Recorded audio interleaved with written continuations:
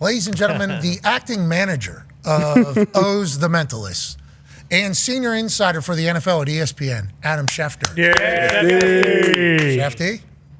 I tried to tell O's that Brock Purdy was going to be out that week and that it wasn't going to be 34-27. It was going to be much more lopsided than that. He didn't want to listen. He wanted to believe his own mental powers rather than me. But I had insiders back then this summer telling me that game was going to be as one-sided as it was there, Pat. Okay, I'm sure you did, Shefty. You two working together on the script. Yeah, obviously understanding it. How else would he be able to guess the top 10 picks of the NFL draft and in the same exact trick say, hey, Ty, what game are you thinking? He predicted what game you were thinking. Correct. Packers, Niners. And then he predicted what score you thought it was going to be. Yes. And then he told you would be 1 point off.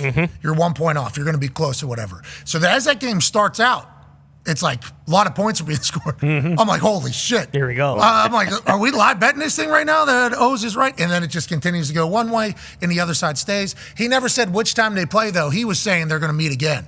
So maybe the Niners aren't dead. But let's talk about the 49ers. What is the story over there? I know you have connections with everybody in the league, but the Niners are certainly one. They look different this year. Not saying that the Packers aren't good. Packers are a great football team. We certainly believe that. But that was ugly without Purdy. When's Purdy back? What's the conversation about the Niners' future right now? The whole year, to me, has felt off with them. And it wasn't like it just happened late, but there have been a series of incidents that they've had to overcome throughout where it just felt like it was never going to be their year. That's how I felt all along. Now, you keep waiting. You keep waiting to see if at some point with the talent that they do have, if they can find a way to turn it around. That's the interesting part of all this, but it hasn't happened yet, and it's getting late. And you look at the division and the standings, they are 1 game back. Now, they haven't won a game in their division, so that's going to be a problem. But they are only 1 game back of Seattle. So, again, can they turn it on here and find a way to win?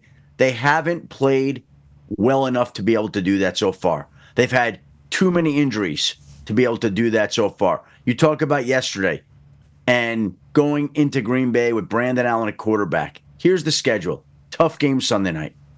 Week 14, the Bears. Tough team. At home. Yeah. 15, home Rams. At Miami. Detroit.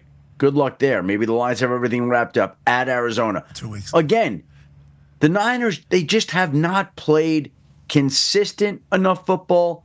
They have not played good enough football to make you think right now that they can go and turn it around. Now, again, maybe the switch will go on and they'll show everybody that they are as good as they were last year. The problem is, like when they go into that game yesterday, the defensive line that they lined up against the Packers in the NFC divisional playoff game 10 months ago was entirely different. This defense this year has been different. They haven't gotten the pressure that they've needed. They haven't gotten the turnovers that they've needed. They haven't come through with the big plays that they've needed. And when you introduce all the other injuries that have come along, you're missing George Kittle 1 week. You're missing Brandon Ayuk all year. Christian McCaffrey's not back till later. Brock Purdy's out yesterday. You know, in this margin of error is so small that it just feels like all the goodwill they've had in recent years has run out this year. Just the way that it's felt. Now, again, they've got 6 or so games to turn it around. We'll see if they can do it. And it's getting late early there. Okay, so you talk about all the good football god juju going towards the team and then feeling like it's not at a place. We had a similar feeling about the Vikings a couple of years back, where the one season they were like 11-0 in one-score games, and then the next season, Kirk Cousins last year, they were like 0-8 in one-score games. It's like, damn, feels like the football gods blessed them all last year and not so much this year. Well, the Minnesota Vikings are all the way back. They're 8-3 or 9-2, whatever they are. I think 8-2, 9-2. 9-2. 9-2 now at this point after the big win yesterday over the Chicago Bears. Congrats to the Vikings. We love Kevin O'Connell. He is absolutely fantastic. And Sam Darnold also just absolutely dealing when a lot of people are saying a lot of things about him on the internet. But let's go to the other side against with the Chicago Bears. They look good. Like Caleb Williams, I think, is developing. I think a lot of people would say that team looks good. Should have beat the Vikings yesterday. The Vikings are going to be in the entire thing, or could have beat the Vikings yesterday. The Vikings could be in the end. I seen some Chicago Bears fans' reactions this morning, And there's some stats that have come out. I guess Eberflus is terrible in one-score games. Like, just they lose those one-score games when other teams win. What is the future in Chicago? Shane Waldron leaves. This guy, Thomas Brown, comes in. Caleb looks much, much better. Eberflus's squad losing these close games, heartbreaking games. What does the future look like at this point in Chicago from what you're hearing? Well, they're going to have to turn things around here down the stretch where they're 4-7 right now. That's not the kind of season that I think people in Chicago wanted. So they've got 6 games here to go.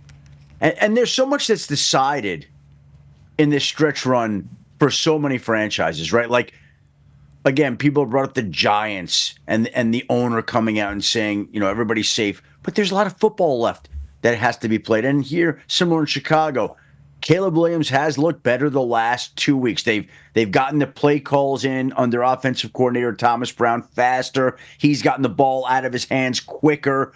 Last week, it was 2.4 seconds from the time that he took the snap till he delivered the football.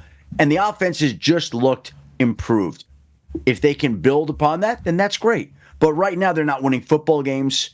And the season seems to have slipped away once they lost in Washington on that Hail Mary play. You think about what one play has meant to this team's season. So if they're not winning, obviously, the franchise will have decisions to make at the end of the year. And everybody knows that'll involve the coaching staff. And we'll see if this team can rally down the stretch and save jobs or not. Hey, maybe. I like the way Cairo hit that thing, too, sending it into overtime. They make an onside kick as well. Good for them. They were down, 27-16? It was 27-10. 27-16, I think, with 30 seconds left. I think that is when they end up scoring their 22 seconds onside kick. A little chopper, a little hesitant, hit off a shin, and then go ahead and pick that up. And then Caleb throws a strike, absolute strike over the middle. I mean, this is like good resiliency. This is good, like, fighting until the end. This is good execution, especially with what they had to do time-wise. And then as clock expires, Cairo Santos hits a little swerve ball around the block, send that thing into overtime, and then Sam Darnold goes crazy and does his thing. Allegedly, acting chairman of the Bears, George McCaskey, was walking around tailgates yesterday. Who knows what he was saying, how he was saying it, but he was shaking hands, kissing babies. Zito in the back said that his friends told him that he was apologizing to fans, walking around. That's what Zito's friends said.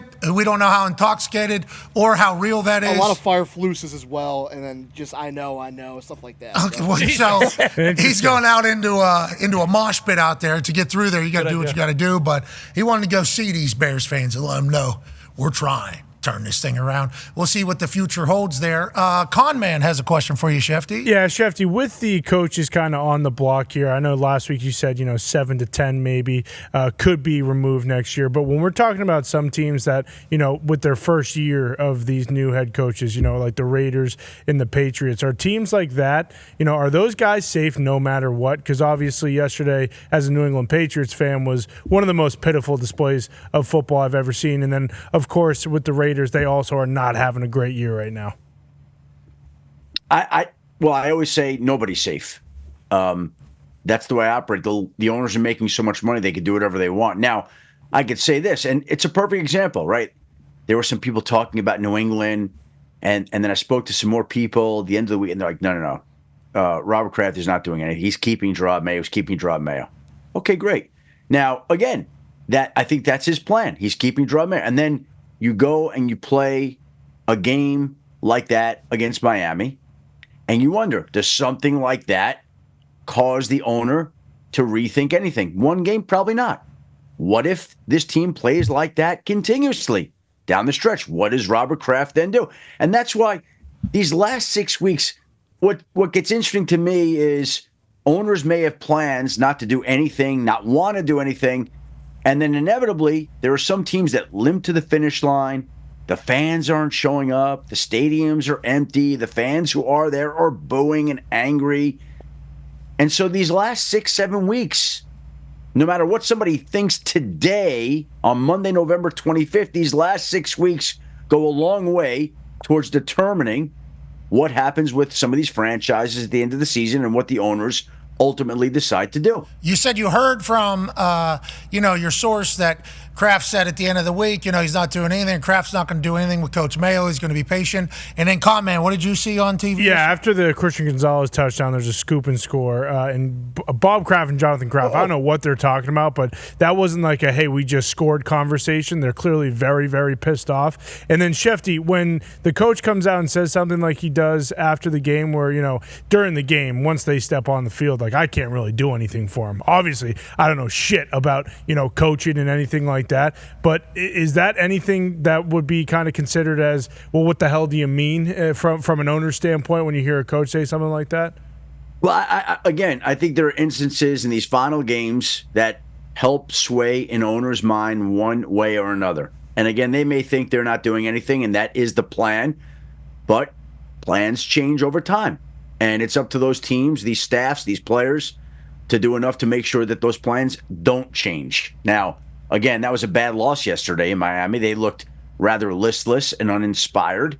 And now we'll see how the Patriots play down the stretch and whether Robert Kraft would change his thinking in any kind of way. Patriots got a Colts team coming off the Detroit Lions. Look out. Super Bowl. Look out. Okay, whenever it comes to hiring, all this stuff, I think we knew that maybe there was independent parties that get brought in, but we learned something new today. D. Butch, through your Twitter account. Yeah, through your tweet, we saw that the 33rd team will now be assisting the Jets to find their new leadership. I don't know why they didn't just use your link with the top 5 GM candidates for them right there, but you have any more details on this for us, Schefter? Yeah, and how do digital media companies say, you know what? Yeah.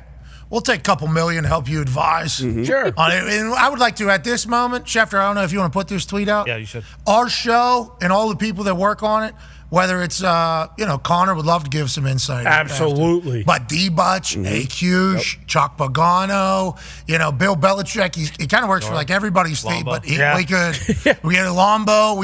We would like to offer up our consultation as well to any teams that are looking to make some hires. But go on with the 33rd team and how this kind of ties together. Well, what I would say there is there was a link that they put out to their GM candidates. Now, as it was told to me, Mike Tannenbaum, Rick Spielman didn't do that list. It was put out before they were hired, so it wouldn't be the official list of the firm that they put out there. So, the Jets are going to pay for what they get. They asked for my password to the 33rd team. I wouldn't give it to them. Smart. I thought that would save them some money, right? Yeah. But they can go about their GM candidates in a different way.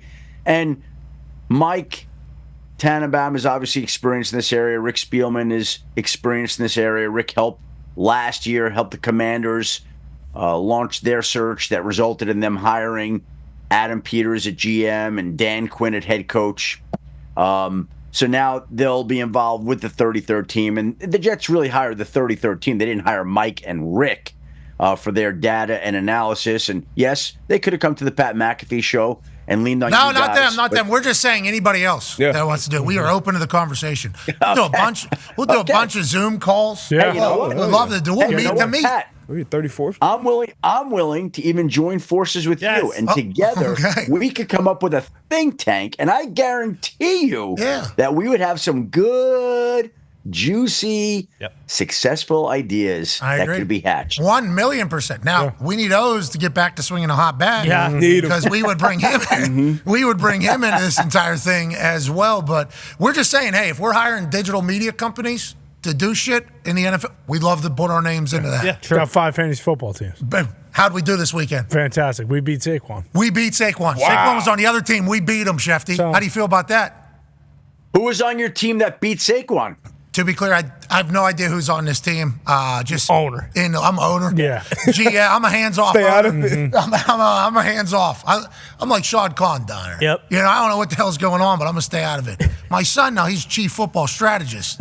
He's going to stick around and do his thing. I'm hands-off. Who is on our team that had a massive day? Cortland Sutton. Cortland Sutton was the guy. Yeah, Texans defense. Anytime someone's playing Tennessee, got to go with that defense. Keenan Allen showed up with Caleb big Williams. Touchdown late there. Huge touchdown late. And a couple other guys, CJ Stroud came through, and Houston Texans defense, because of the rules of this league, got 17 extra points because of their return yards. And I think that's Mickey Mouse, but it worked out for us. Hey, it's Commissioner Reed football, baby. Yeah, bingo. That's how that goes. But yeah, we've been up against some wagons, but if they need any of our help, how to beat Saquon, which might be impossible. How about that? We were able to do it. We can do it.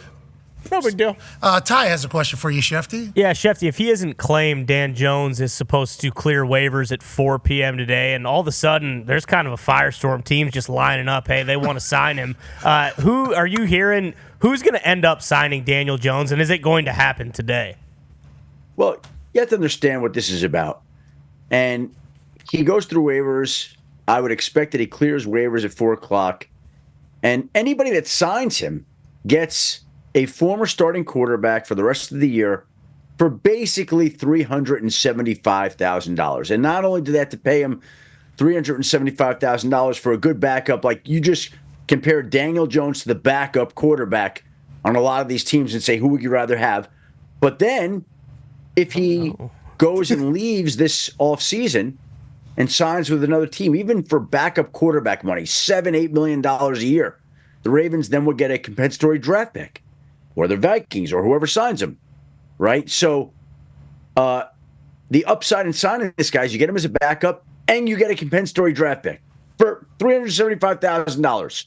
So why would every team not be lining up? Now, I think Daniel Jones, I believe he's going to be a little bit selective and prefer to go to a playoff team like Baltimore, like Minnesota. I think those two teams will figure prominently here. He doesn't want to go from the Giants to the Raiders, despite the fact that the Raiders lost Gardner Minshew. That I'd be surprised in the end if that's what he winds up doing. I think he's going to want to go to a environment that is a stable organization, a successful organization, playing meaningful games. So he'll clear, or at least we expect him to clear waivers at 4 o'clock today. And then he'll get to choose his own home, which I would imagine will happen sooner rather than later. Ravens play on Monday Night Football tonight. We'll see if they turn out to be the team. I just think that they'll be in the thick of this thing.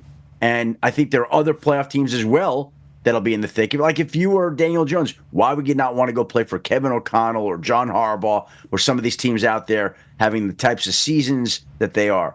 So that's what I think he'll wind up doing. I would like to see Daniel Jones in that Baltimore Ravens locker room. Oh, yeah. Just behind the scenes, yeah. I would like to see everything about that. No matter where he goes, obviously, we assume he's going to do very well, just like Saquon Barkley has done since leaving that building that we got to watch the decision get made in the Hard Knocks offseason, which leads to AP Tone's question for you, Schefter. Yeah, talk about that, Schefter. Just that offseason Hard Knocks now rolling into Daniel Jones being cut, what Saquon Barkley is doing. We watched those clips and how much Mara loved Barkley and talking to Joe Shane, like, I'm not going to be able to sleep if Saquon goes to the Eagles. Does all of this lead to a hot seat for Joe Shane because of, what has happened and what has played out and what we saw Mara say about all of it? Well, look, he has stood behind his GM and owner, and he has said that he does not plan to make changes. And that's what I'm saying. Like, that's his plan. That's what he wants to do. Except they are 0-6 at home right now. You wonder if that's going to factor in. You wonder if there'll be more losing down the stretch that factors in. You got Daniel Jones on the street. You got Saquon Barkley setting Eagles franchise single-game records for most rushing yards and most scrimmage yards. You got Xavier McKinney in Green Bay, tied for the league lead in interceptions right now. Yep. So this is something that they have to decide. Again, they have been steadfast in saying we're standing behind our people.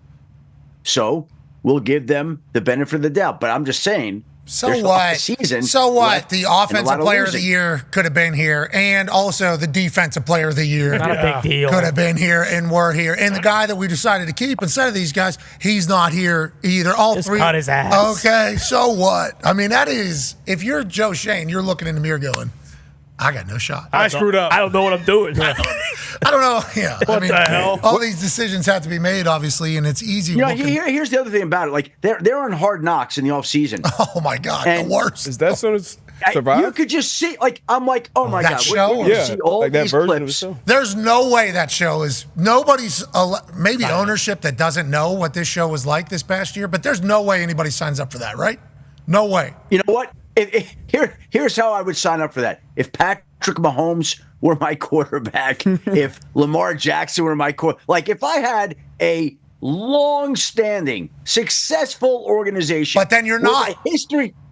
You're not going to let cameras in on the way you make decisions then if you're actually good. Like that's this is just like Dallas Cowboys giving tours of the practice facility. Like nobody that wins championships actually does that. That's not Bean's got enough moxie but to again, let him in Buffalo. when the Giants do this, like, so we have the owner admitting that he doesn't want to see them lose Saquon Barkley, and he's going to lose sleep if he goes to the Eagles. Oh, boy. Okay, well, that happens. We have them talking about Jaden Daniels trying to go up to get him while they have a starting quarterback because they love Jaden Daniels. And you know what? They were right about Jaden Daniels. He's really good. They were right about that. But they were worried about their quarterback. They openly said it. And guess what? He's not on the roster anymore. Like, all these things played out in real life.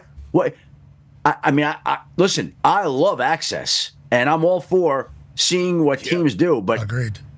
To put that on in the offseason, if you're a team that has some major issues and question marks, that's ballsy. Yeah, if you're an owner and you hate your GM and you've been looking for a reason, sign him up. Yeah, good way. We'll see him in Vegas. Yeah, because we would normally not know all these conversations happen.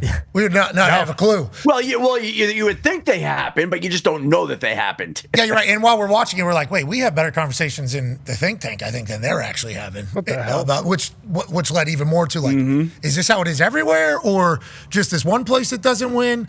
It was a phenomenal. Hard Knocks NFL Film should win an award for that. Yes, they did a great job. They do a great job. The issue is not with them. Some of it, yeah. Some of their stuff's really good. The Hard Knocks, that offseason one was a home run. Yeah. That was an absolute home run. Need it again. But I need it. I know nobody wants not on to my sign up team. for need it. Not on my that's well, the thing. I don't have one. Like it's going to be the Raiders. I can almost guarantee it. Like Mark Davis just following him to PF Chang's, doing whatever the hell he does, wearing that backpack, playing Game Boy in his office, and then they actually do. They're in a position to draft a quarterback in like the top 5. So there's a little juice there. Probably Shador. Yeah, exactly. Who took a nasty hit. Yeah. Pop right back up, didn't miss a play. Dog. Son of a Dog. bitch. Absolute dog. Congrats. Look at this. Do you see this from this weekend? Oh, Damn, man. Fortunately, his leg was up. Yeah. His leg was planted. Oh, boy. Yeah, either one of them. If either one of his legs were planted, we're talking bad news. No penalty. No penalty called. Obviously, one of his offensive linemen comes to fight, which I appreciate. A couple more jump in there, but he didn't miss a play. No. Dog. Absolute dog. Yeah, especially with how much money I assume he's already made in his life, how much money he comes from, to just bounce right back up and have that toughness. What a dog. They can't be losing that game, though, against Kansas. No. Kansas are red hot. Comes throwing this college football playoff into a full chaos, absolute chaos about everything that kind of happened around the country. Congrats to Oklahoma on Senior Day. Yeah. Yep. Getting a big win against Alabama. Obviously, Auburn with what they did to Texas A&M. Kansas over Colorado is a massive ordeal. And then Arizona State. I mean, that situation Yeah, that was wild. is absolutely insane. College ball upside down on And Saturday. don't forget, Schefter paid Bryce Underwood or whatever $10 million. Oh, yeah. And then Juju Lewis, that's up too. Yeah, college football had a hell of a week, wild week. Can't wait for tomorrow night with those rankings. Speaking of tomorrow night, let's talk about tonight. Big one, hardball. Nice. I believe, Yep. is what they're titling it. Ravens favored by 2.5 in Los Angeles at SoFi. Now, this feels like a perfect spot for Jim Harbaugh to be in to talk to his team. We're underdogs at home against his brother. I know they have massive respect and love for each other. What do you think we should be looking forward to this evening? And what is some news that we maybe need to know before we pick this game? Schefty? Well, I'll give you something to think about tonight here for this game. Roquan Smith. I'm not sure he's going to play in the game. Whoa. That's a big deal. Yeah, I think it's unlikely Tackler. he's going to play in the game. Shit. Unlikely. Put it on the ticker. Okay, Schefty says it's unlikely that Roquan Smith, lead dog of the Baltimore Ravens, is not going to play. That's a big deal. No Kyle Hamilton or Roquan? So now, if you take Roquan Smith out of this game against a Charger team that likes to run the football, that's going to be tough. That's a tough loss for the Ravens if, in fact, he does wind up missing the game tonight. And so, hey, I really think that people are sleeping on the Chargers. Agreed. I think the Chargers are one of the best teams in the AFC. I think they are a sleeping Super Bowl contender. Whoa. I love that. We do. We agree, I too. think, I think if you told me that the Chargers made it to New Orleans in February, that wouldn't floor me. Well, I think Darius Butler picked them to win the Super Bowl. What was that last year? Yep. Yeah, and the year before. Last year and the year before. Didn't do it this year because we thought it would maybe it couldn't happen this quickly with Harbaugh. Especially they had to cut money off the salary cap. They had to rebuild this whole thing. What he did was not only wake up a sleepy Super Bowl contender or whatever, like the crowd is doing. It feels like in that locker room they've always had it, and they were just waiting for somebody to bring it out of them. What a perfect marriage between coach and team and situation. Obviously, his identity. Once again, I always start with the quarterback. Do we have a quarterback? We hear how Jim Harbaugh talks and thinks about his quarterback, and then the other side of the ball, the defensive side of the ball, to make the jump that they've made defense from year to year. What DC Jesse Minter, who will probably be a head coach next year, has done in such a quick time, especially losing those guys, but keeping the core edge guys, and then obviously building up front on both sides of the football. I said it a few weeks ago in the overreaction, like, I wouldn't be surprised if they do contend for a title this year. This would be a big one, though. Yeah, Baltimore's a real deal, though, obviously. We very much understand that. Yeah, it's a nice little check here in Week 12 for both these teams, where we are whenever we meet again in the far future. Where's the money at tonight on this game? It's all on the Ravens. Over 70% of every single sports book is on the Ravens. Okay, Schefty. Okay, you're going from home, it appears. You're not in Los Angeles yet again. Yeah. You know what, Pat? I like these home games. I like the home games. Amen. I like doing Monday Night Countdown, hanging out with my dogs, being with you guys here on a Monday, not having to travel, get up, take the red eye, wake up fresh on a Tuesday. Oh, look at you. Works out well. Yeah, you get the journal tonight from home.